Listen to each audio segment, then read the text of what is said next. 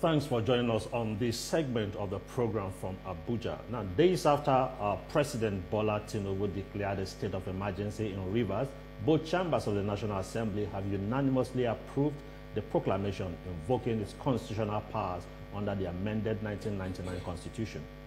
The approval now grants President Tinubu the authority to enforce emergency measures while mandating a review of the situation at any time, but no later than 6 months.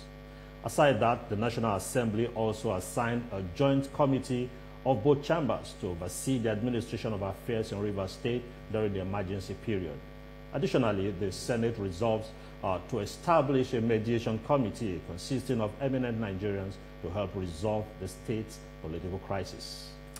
And just like the Senate, the House of Representatives had earlier approved Tinubu's declaration of a state of emergency in Rivers State. In a voice vote, the lawmakers backed the decision 2 days after the president made the move. The members also noted that the National Assembly is empowered to make laws for a state where its House of Assembly is unable to perform its functions, as against the federal government's plan for the Federal Executive Council to take up that duty. And for more on the aftermath of the proclamation of a state of emergency on Rivers State by Mr. President, we have joining us via Zoom a lawyer, Matthias Emeribe. He will join us later on the program. And here in the studio, we have a strategist, policy advisor, and the group CEO GRTC, Malam Baba Yusuf.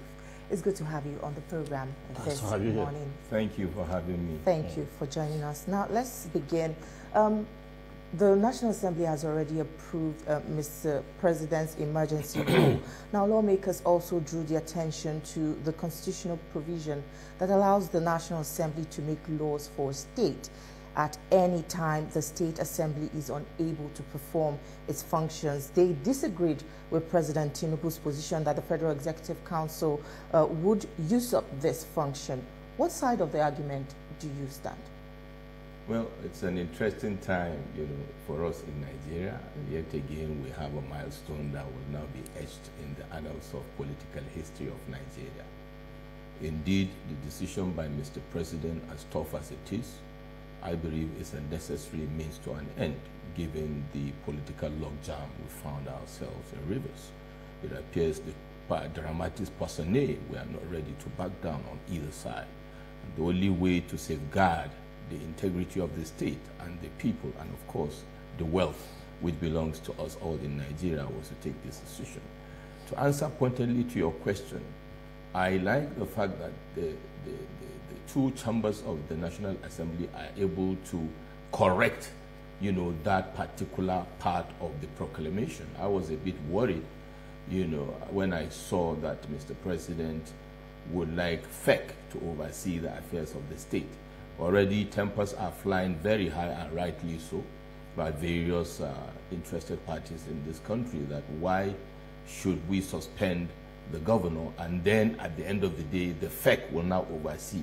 Whereas, first of all, there's a clear provision of the Constitution that gives the National Assembly the powers, and rightly so, so that you cannot probate and reprobate. Secondly, from a strategic perspective, a very key interested party is a member of the Federal Executive Council, and that is the Honorable Minister of FCT.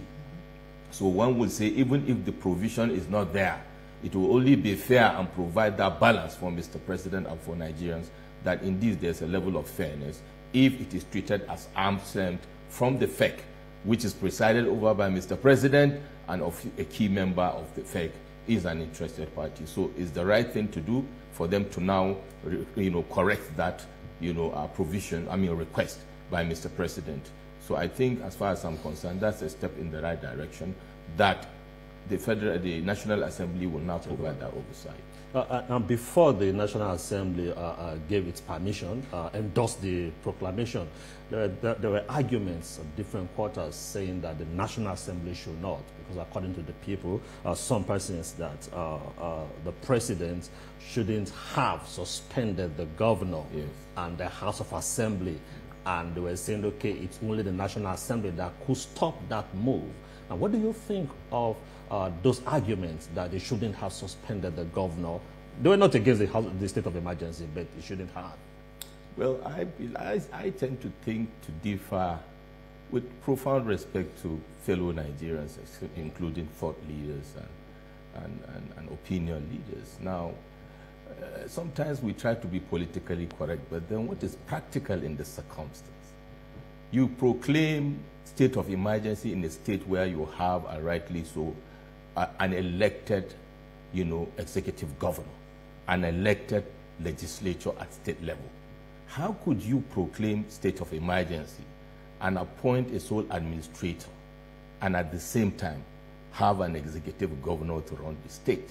It is akin to having two captains in a ship. And that is also going to be a crisis situation. One person has to lead the state.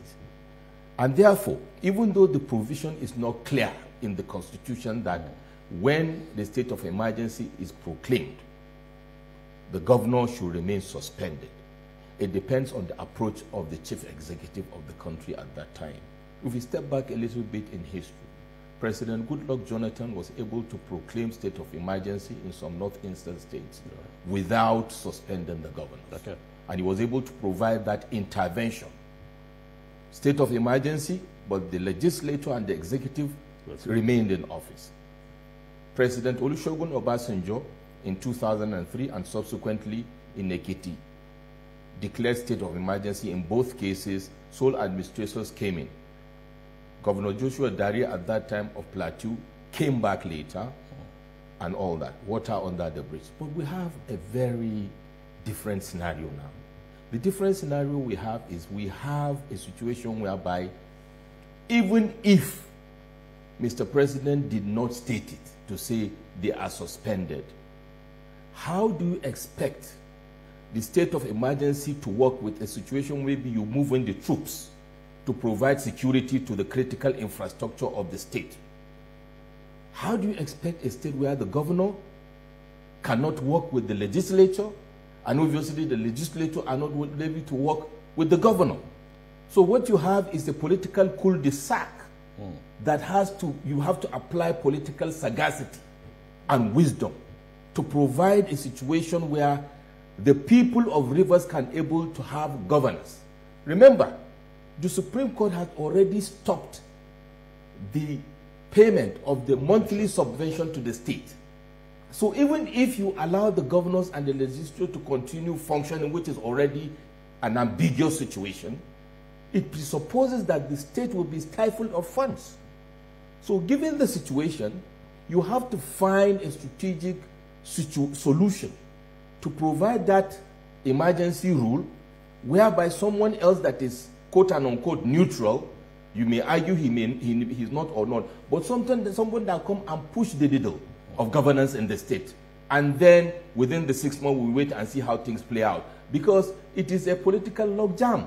Even if they are not suspended, they have already suspended themselves to the effect that none of them is ready to move on board. And then the Supreme Court has come now to stop any activity by both parties as far as I'm concerned. The only way for us to have governance, and my interest is not the two, the legislature, executive, the political players, they are all the same. My interest is the people of Rivers. My interest is the territorial integrity and the unity of Nigeria. Indeed, Rivers is highly strategic, and we should not allow anything to happen to Rivers and the people of Rivers State. But Madam Yusuf, would you blame the National Assembly for failing to intervene when the Rivers State House of Assembly was demolished and the governor prevented them from carrying out their constitutional duties? They had an opportunity to invoke relevant laws and take control of the state parliament, which might have prevented the crisis from escalating to this point.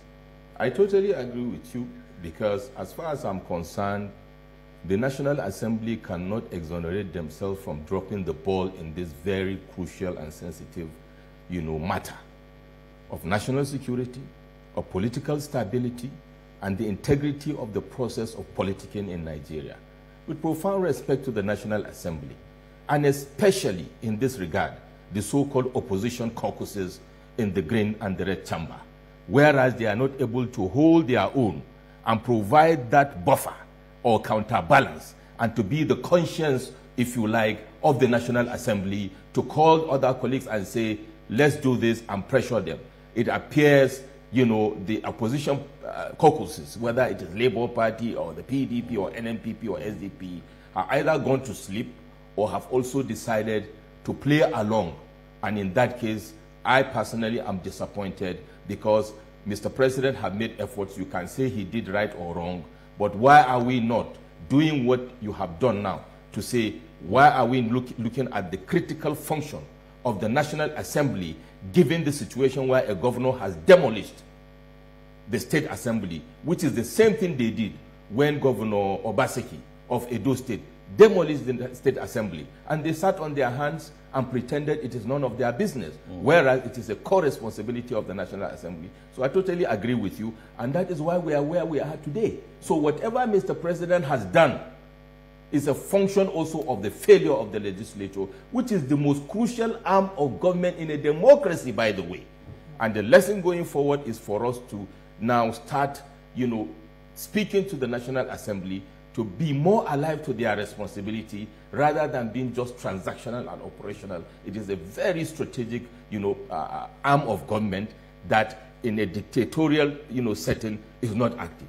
So if they are active now, why are we having these situations that are protracted, especially when you have opposition, you know, caucuses in the National Assembly? Yeah, just closely tied to why didn't the National Assembly play this role even before now?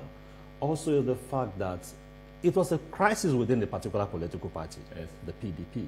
We shouldn't even have this issue if we had the party. And I think just yesterday also, some leaders of the PDP brought a coalition together. Now my question is, why do we find it difficult for this political party to have intervened and save Rivers people from this needless crisis that we plunged the state into? Why now? Why now the coalition? Is it just about election? That's a very brilliant question, Shomomo. And it begs the question as to how we are evolving politically. And the first answer is the phrase called political brinksmanship. The political class in this country, more largely, not wholly, largely, do not really care about the citizens of this country.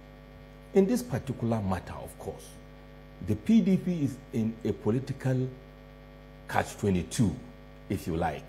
You know, they have been caught up in a wrangling crisis with what I call a Wike problem. Wike has been able to strategically position himself and give a chokehold on the PDP. And the leaders of the PDP have not been able to wriggle themselves out of their own issues, because the Wike is not the only problem of the PDP. Internal democracy and issues, which was the genesis of the issue, ab initio. And if that is the case, like you rightly said, all these years, what were the interventions given by the party? Of course, it's going to be very difficult, because don't forget, if you go back to the beginning, Governor Fubara is a political godson of Minister Wike. So it's going to be very difficult for even the PDP to provide that intervention we are expecting actually, given that the political godfather has issues within the PDP and is now part of the government within the context of a government of national unity, even though he's still in the PDP, and he's a crucial player in that particular crisis. And that is why the intervention by Mr. President was the only play that will make sense. Because if you like, even the PDP itself, as it is divided, and we know a house that is divided amongst itself cannot stand. And that is why I think the PDP couldn't do much, because their inability to even manage the micro issues within the party presupposes that this is a bigger issue they cannot deal with. But then after the fact, you saw how they hobbled around, and that is what I call political brinkmanship, to save face if the face can be saved, and use it as even a platform to form some kind of coalition. Should that be the objective, really? And then Fubara will be sitting and be wondering, what are you guys doing at this point in time? And the people of Rivers, who have a PDP governor, quote unquote, in the state, will start asking themselves, is the PDP the kind of party we should vote for, that they will see a crisis and they are not able to provide the intervention for the governor in the state? The same thing with the caucuses in the National Assembly and all that. So a PDP as a party, we all know. Everybody knows the party is in tatters. They may not agree, but that's reality. And a party in that situation cannot even help itself, talk less of redeeming a very crucial situation at this top line level. Well, the sole administrator has settled in and has his work cut out. He held a meeting with the security chiefs in the state and also conducted a statewide broadcast to the people of Rivers State. Yes. But should his role extend to mediating the political conflict that has defied all solutions? In my own view, humble view, is that the sole administrator's core role and responsibilities will be to stabilize the state, ensure security and the safety of the people of Rivers and of critical infrastructure and the resources. Why? Because it is going to be very difficult for the sole administrator, with profound respect to him, an astute, administrator, to provide that, mediation intervention in this state, because already some people like the Fubara side will see him as someone that, us in the side of Mr. President, on the side of, Minister Wiki. So the best way, if there's any way to redeem the situation, I belong to the school of thought that mediation is not going to work. It's a fight to finish. It's an end game, and I can give you scenarios even within the context of Nigeria. The mediation team that the Senate President spoke about on behalf of the National Assembly may be one of the steps forward.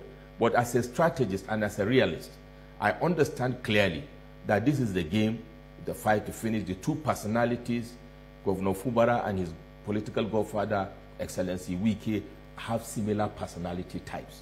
So it's going to be very difficult to mediate, especially at this point in time.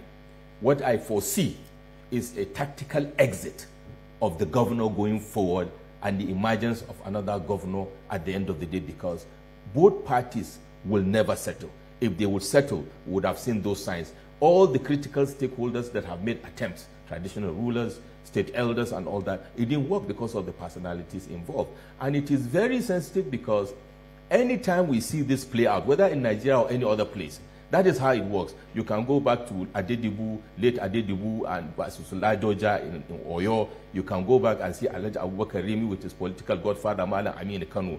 The good thing about Alhaji Abubakar Rimi of blessed memory is he played the game well, because he resigned from the office because obviously it was not going to work, having moved into another party to contest, build up to 1983 elections, general elections, and then gave way for his deputy to take over.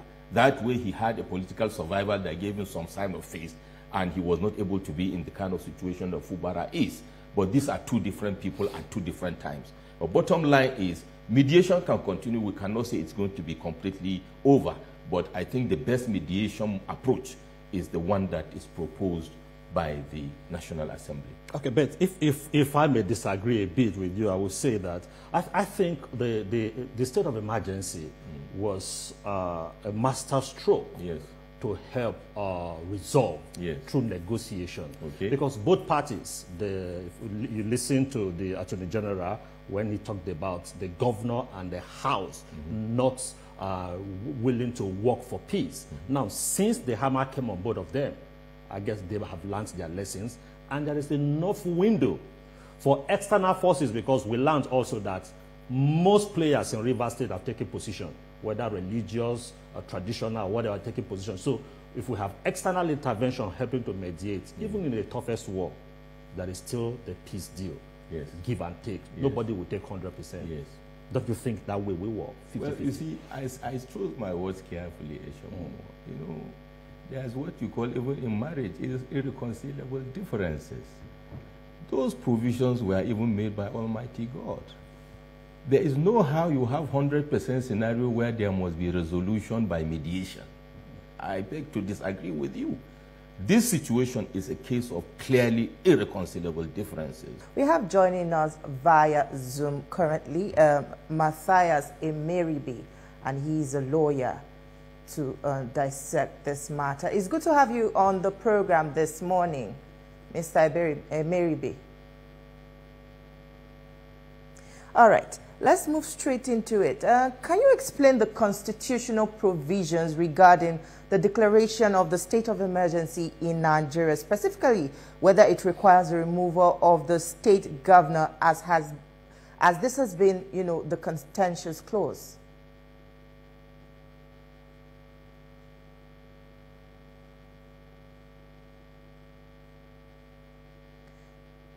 Mr. Meribe, can you hear me? Can you unmute your mic? All right, we'll come back to you before we get that sorted. But back to you, Malam Baba Yusuf. The sole administrator has settled in and is already at work. He has his duties cut out for him. He has met with the security chiefs. Like you rightly said, his mediation role is limited because he has to work with this, maintaining security in the region. But do you also think that it was wrong for President Tinubu to have spared the FCT minister from reprimand and not even referred to him as a party in this protracted conflict? It seems as if Governor Fubara is being portrayed as the villain in this matter. With profound respect to Mr. President, and I say it with absolute sincerity, have a high regard for Mr. President. But part of our job, like I have written, severally, is part of our job to also tell the truth to Mr. President. He is not omnipotent. He is human. And the truth is, Mr. President, in providing that succor and balance, not necessarily for Wike and Fubara, but with respect to the people of the state of Rivers, knowing that there are people that are having sore, wounds of pain of what is going on in Rivers, should have rightly so, with profound respect to Minister Wike, has a portion of blame to take. He brought this gentleman to become governor. And definitely, even though Fubara has misbehaved, because I have my issue with him, he has also contributed to the political logjam in Rivers as an elder statesman, with profound respect to him. So, I wouldn't want to overblame him because I do not have the details of what transpired between them. But in the interest of unity, peace, and equity, Mr. President should have also mentioned, like a father with children, right, to say, okay, this man also has some, responsibility. It's a responsibility issue. And that will also help pass a message to the two gladiating factions that they all contributed to where we are today. And to that extent, when mediations are going on, the other party will not feel as if ab initio it is a one-sided conversation, and therefore they will never get fairness and justice. And when you come to mediation table with that mindset, I have been a victim, and I know how it feels, that I'm coming to the table of negotiation with the mindset that the chief mediator or the elder in the room already has taken side. So to that extent, I agree, that would have been done, but still there is room to change this.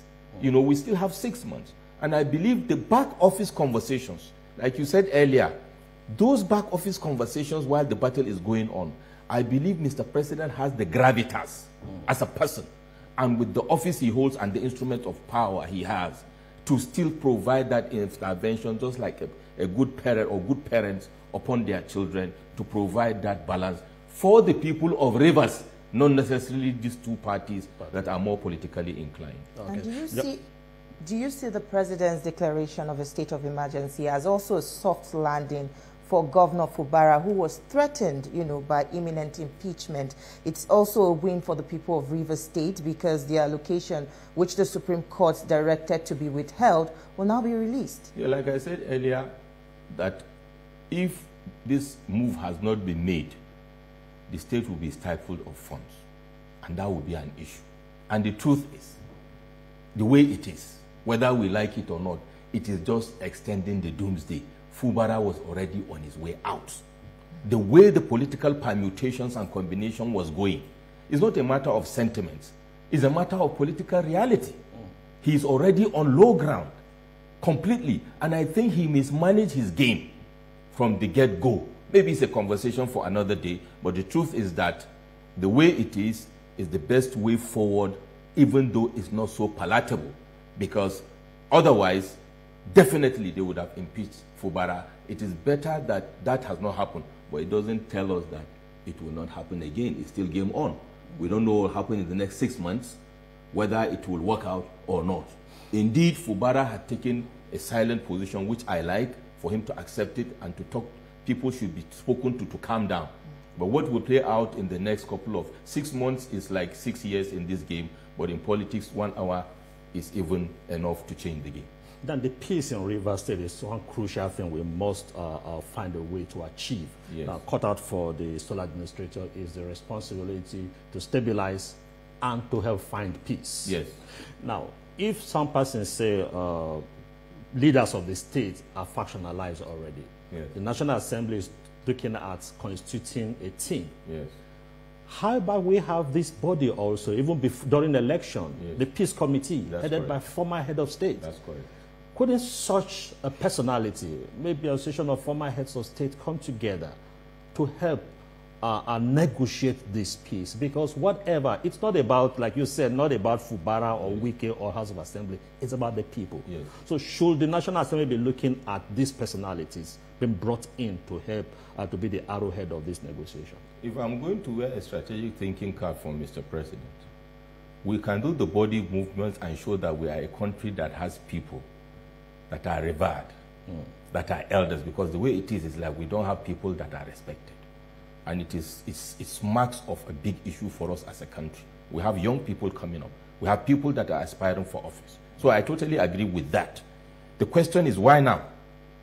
But better late than never, because I would have expected that should have been done before even Mr. President came in, so that Mr. President will be maybe the last man that will do this.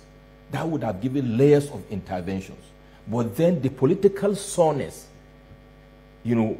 around this particular issue might have made it difficult. Like I told you, 2 people that are in the issue have similar personality traits. When you have 2 people, you can talk to psychologists with different personality traits. It's easy to mediate amongst them.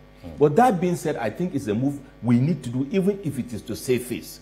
But by and large, what is important for me is the peace of the people of Rivers, not peace between Fubara and Wike. My own is the peace of the people of Rivers. What will bring peace?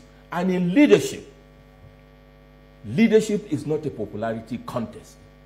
It is the end result that will determine how effective the leadership that has been provided, i.e. security is provided for the people of Rivers, law and order is not breaking down, the crucial resources have been protected and infrastructure.